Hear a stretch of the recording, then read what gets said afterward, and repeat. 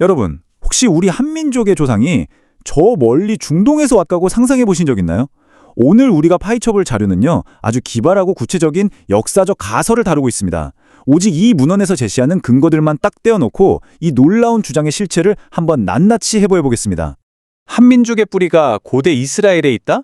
질문부터가 아주 도발적이죠? 이게 바로 오늘 살펴볼 자료의 핵심인데요. 성경에 나오는 고대 이스라엘의 잃어버린 12지파 중 하나인 단지파, 그 단지파의 후손이 바로 우리 한민족이라는 정말 대담한 주장을 펼치고 있습니다. 대체 뭘 믿고 이런 주장을 하는 건지 단서들을 하나씩 짚어보죠. 자, 오늘 우리가 검토할 5가지 핵심 주제입니다. 1번, 단지파와 고조선 미스테리. 2번, 히브리어 와당과 단군 지석. 3번, 한국과 이스라엘 생활 풍습. 4번, 장례 문화와 제사 공통점.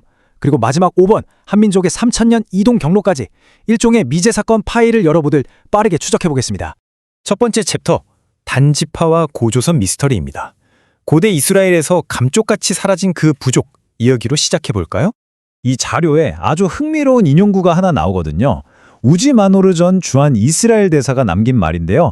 그 사라진 부족 이름이 단인데 고조선의 시조가 단군 아닙니까? 참 재밌죠? 라고 했다는 거예요.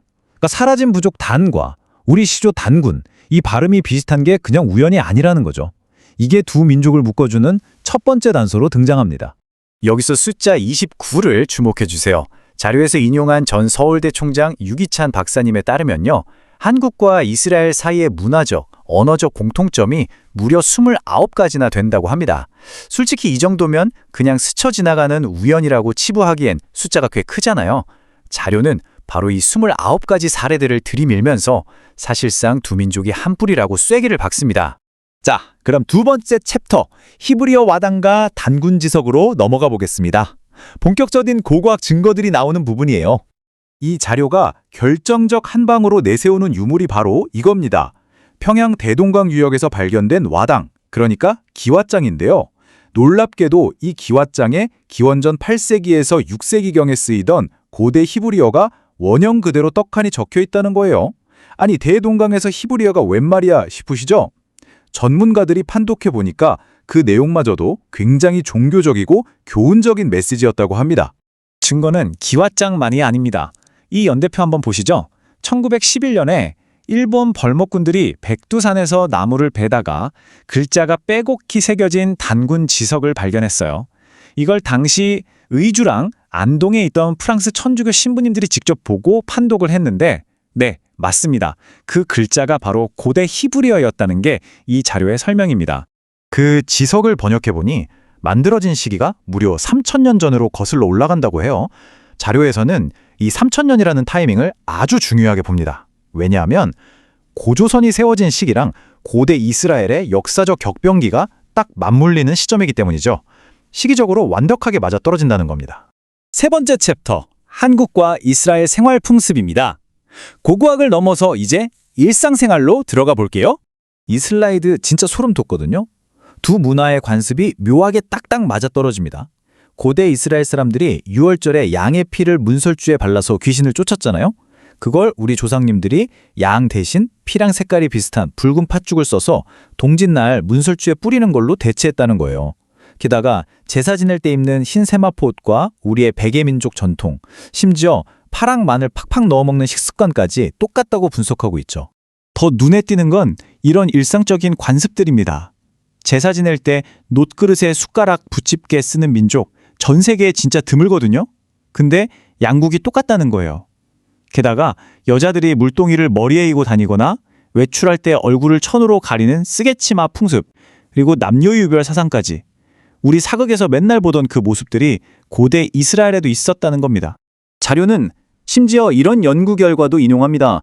1950년에 미군 인류학자가 연구해보니 한국인과 유대인의 골상이 똑같았다는 기록이 있고요. 1970년 하버드대 연구를 빌려와서는 인류 중에 한국인과 유대인의 지능이 가장 뛰어나다고 덧붙입니다. 그러니까 신체나 지능 같은 유전적인 부분에서도 둘이 연결되어 있다는 걸 강조하고 싶은 거죠. 네 번째 챕터, 장례 문화와 제사, 공통점입니다. 인간의 삶에서 가장 영적인 부분, 죽음을 다루는 방식은 과연 어떨까요?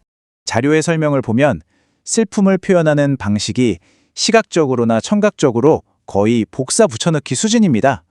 고대 이스라엘 사람들은 사람이 죽으면 거친 베옷을 입고 허리를 동여맨 채 엉엉 소리내어 통곡을 했거든요. 생각해 보세요. 우리 전통 장례식에서 까끌까끌한 삼베옷 입고 아이고 아이고 하면서 곡을 하잖아요. 이 두 가지가 너무 똑같다는 겁니다. 고인을 기리는 방식에서도 평행 이론은 계속됩니다.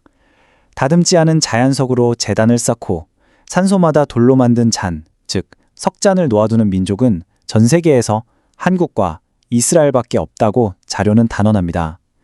이스라엘 북부에 남아있는 돌담과 제주의 돌담, 그리고 돌무덤까지 돌을 다루는 방식에 같은 DNA가 새겨져 있다는 주장이죠. 자, 드디어 마지막 5번째 챕터, 한민족의 3000년 이동 경로입니다. 중동의 부족이 어떻게 한반도까지 왔는지 그 장대한 여정을 따라가 보죠. 지도 한번 보실까요? 3000년 전 이스라엘 소라 지역을 떠난 단지파가 시리아, 이라크, 이란을 가로질러 험난한 동쪽으로 향합니다. 알타이 산맥에 도착해서 수백 년을 머물다가 다시 짐을 싸서 이동했고 마침내 압록강을 건너 평양 대동강 이역에 터를 잡고 세운 나라. 그게 바로 고조선이라는 게 이 자료가 제시하는 역사적 가설의 종착지입니다. 근데 여기서 끝이 아닙니다. 자료는 한 발 더 나아가요. 고조선이 훗날 고구려, 백제, 신라로 갈라지잖아요. 그중 백제가 멸망할 때 나라를 잃은 백제 유민들이 바다를 건너가 일본 교토 지역의 나라를 세웠다는 겁니다. 다시 말해 일본 역시 이 단지파의 후예이자 우리와 같은 핏줄이라는 파격적인 주장까지 뻗어나가고 있죠. 자, 어떠셨나요? 오늘 우리는 대동강 와당과 단군 지석에 새겨진 히브리어부터 팥죽과 삼배옥 같은 생활 풍습까지 아주 대담하고 흥미로운 가설을 쭉 살펴봤습니다. 앞서 유기찬 박사님이 언급했던 29가지의 놀라운 공통점들. 여러분은 어떻게 생각하십니까? 그저 인류 역사가 발전하면서 생긴 엄청난 우연의 일치일까요? 아니면 정말로 3000년의 역사를 공유한 하나의 핏줄이라는 증거일까요? 판단은 여러분의 몫으로 남겨두겠습니다. 오늘 함께해 주셔서 감사합니다.